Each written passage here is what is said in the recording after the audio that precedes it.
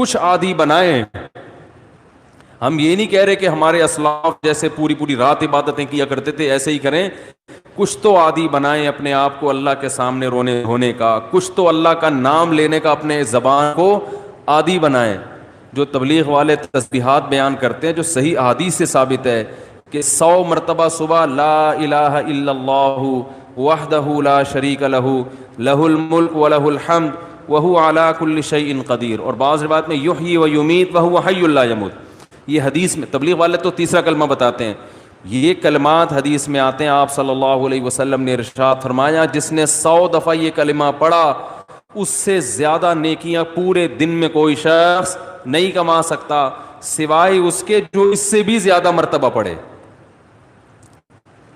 تو ذکر سے محبت پیدا کریں. آج ذکر کی لذت نہیں ہے, بس ایویں ہی بیٹھ کے وہ ٹی وی بھی دیکھ رہے ہیں, فلم بھی دیکھ رہے ہیں اور تسبیح چل رہی. کیسے پیارے کلمات ہیں, کیسا مزہ آتا ہے ان کلمات پڑھنے میں. لا الہ الا اللہ, کوئی عبادت کے لائق نہیں سوائے اللہ کی. کتنا اللہ تعالیٰ خوش ہوتا ہے کہ جب ساری دنیا مجھے بھول گئی ہے, ہر وقت دولت کی باتیں, پیسے کی باتیں, مکان کی باتیں, پلاٹ کی باتیں, اس سے اتنے پیسے لینے, اس کو اتنے پیسے دینے, وہ کاروبار بند ہو گیا, اس کو کھولنا ہے, یہ کرنا ہے, وہ کرنا ہے, ہر وقت 24 گھنٹے. جس نے پیدا کیا, جس کے پاس لوٹ کر جانا ہے, سب چیزیں چھوڑنی ہے یہاں پہ, یہ بیوی بچے بھی چھوڑنے ہیں, یہی قبر میں اتاریں گے. جو آج کہہ رہے ہیں نا وہ رہ نہیں سکتے آپ کے بغیر, اور یہ اور یہی اتار کے آئیں گے قبر میں. اور اگر کورونا سے مر گئے نا, اللہ بچائے, تو قبر میں بھی نہیں جائیں گے, بولیں گے یہ تو مر گیا, ہمیں نہ مار دے کہیں. دور دور سے دیکھ نہیں رہے کیسے جنازے ہو رہے ہیں. یہ تو انسان کی محبت ہے, یہ تو اوقات ہے انسان کی. تو جس کے پاس لوٹ کر جانا ہے اور جس نے بنایا ہے, هو اعلم بكم اذ انتم اجنة في بطون امهاتكم, اللہ فرماتے ہیں جب تم ماں کے پیٹ میں تیار ہو رہے تھے نا, وہ رب تمہیں اس وقت سے جانتا ہے.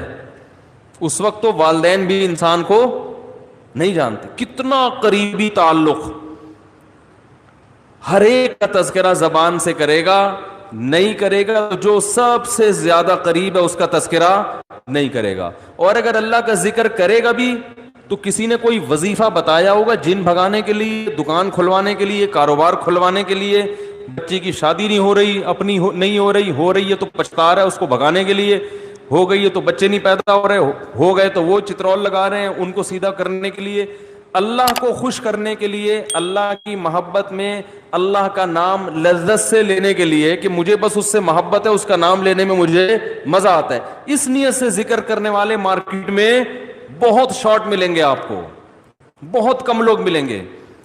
کوئی بیٹھا ہو نا صبح اللہ اللہ کر رہا ہو, کیوں کر رہے ہو, وہ جی فلاں پیر صاحب نے بتایا تھا, وہ فلاں پیر صاحب نے کہا تھا یہ کرو گے تو یہ والا کام ہو جائے گا.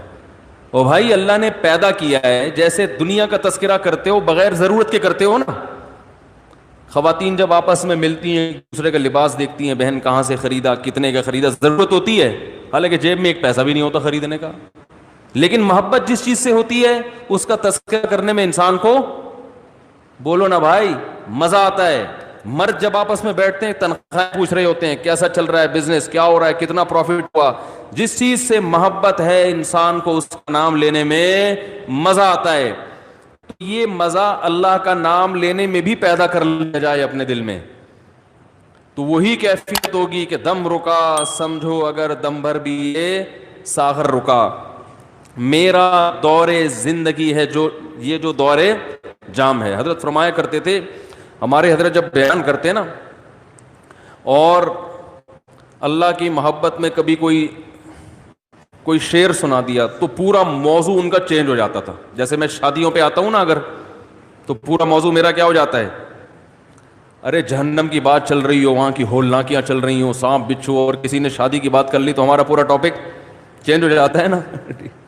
تو ہمارے حضرت کا جب بیان ہوتا تھا کہیں سے اللہ کی محبت کا کوئی تذکرہ آ گیا, اللہ کی نعمتوں کا, پورا بیان چینج.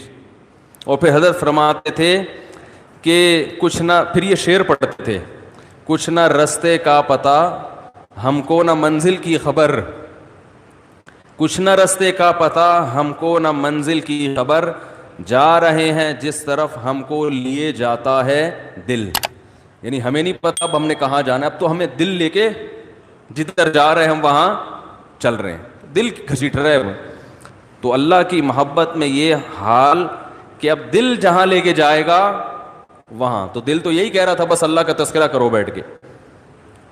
تو اسی طرح یاد رکھیں یہ جو اہل اللہ جو دعا مانگتے ہیں، یہ دنیا داروں کی عادت ہوتی ہے، دعا مانگ رہے ہیں قبول نہیں ہو رہی، ہم تو کام ہی نہیں بن رہا، 20 سال سے شادی کر رہے ہیں شادی نہیں ہو رہی، 20 سال سے کاروبار کی دعا مانگ رہے ہیں، کاروبار نہیں مل رہا، 25 سال سے یہ دعا مانگ رہے ہیں، یہ نہیں ہو رہی. یہ دنیا داروں کی عادت ہے. اہل اللہ کہتے ہیں دعا مانگنے کی توفیق مل رہی ہے، بس اس سے بڑی کوئی نعمت نہیں ہے، کچھ نہ ملے ہمیں.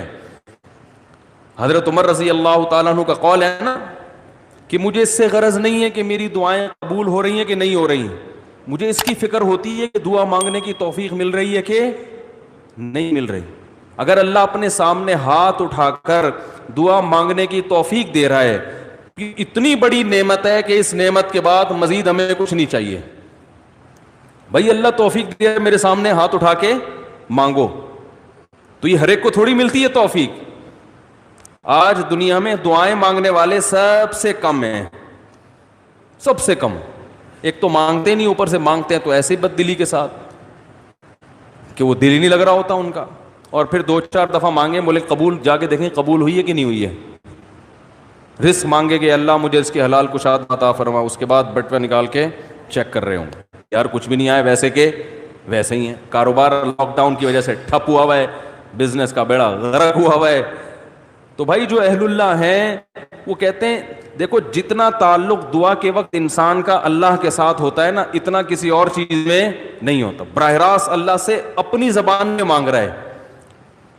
بھائی ذکر میں تو کم از کم اتنا ہوتا ہے کہ ترجمہ نہیں آتا تو پتہ ہی نہیں ہوتا کیا پڑھ رہا ہوں میں، لیکن جب دعا مانگ رہا ہوتا ہے تو براہ راست اللہ سے تعلق، تو یہ تو بہت گہرا تعلق ہے. تو دعاؤں میں جان ختم، دعاؤں میں لذت، بولو نا بھائی، ختم. جب اللہ سے تعلق ہی کمزور پڑتا چلا جائے گا تو بھائی پھر جو اللہ کو خوش کرنے کے لیے جو اعمال اللہ نے بتائے وہ کہاں سے پورے ہوں گے؟ وہ تو ہو ہی نہیں سکتے پورے. تو اس لیے ذکر اللہ کو ہلکا نہیں سمجھنا چاہیے. میں وہ ترجمہ بتا رہا تھا کہ چوتھے کلمے کا لا الہ الا اللہ، کوئی عبادت کے لائق نہیں سوائے اس اللہ کے، لہ الملک، اسی کے لیے بادشاہی ہے، وَلَهُ الْحَمْدُ، تعریف صرف اسی کے لیے. یہ جو کہتے ہیں فلاں بھی اچھا، فلاں پیسہ اچھا، فلاں کی گاڑی اچھی، فلاں کی بلڈنگ اچھی، فلاں کا پلاٹ اچھا، بحریہ ٹاؤن کا مکان اچھا، اسلام آباد کی رہائش اچھی، تو لہ الحمد، اے اللہ تعریف کے قابل صرف کون ہے؟ تو، باقی سب مٹی فنا ہونے والی چیزیں. وہ بھائی بحریہ ٹاؤن کا جو مالک ہے کل وہ بھی قبر میں اترے گا. ہم اور آپ کس کھیت کی مولی ہیں؟ 2-4 بنگلے بن گئے بحریہ ٹاؤن میں، 8-10 پلاٹ ہو گئے، وہ آدمی تمیز سے بات کرنا ہی چھوڑ دیتا ہے. بات میں بتا رہا ہوں، بحریہ ٹاؤن میں رشتہ لینے بھیجے گا، بحریہ ٹاؤن میں پلاٹ، تو رشتہ لینے بھیجنے کی پھر ضرورت نیٹ پہ ڈال دے، ٹھیک ہے نا؟ ایسا ہی ہے نا، رشتے خود آئیں گے، دھکے دے دے کے آئیں گے، ہٹو بھائی آپ کے لیے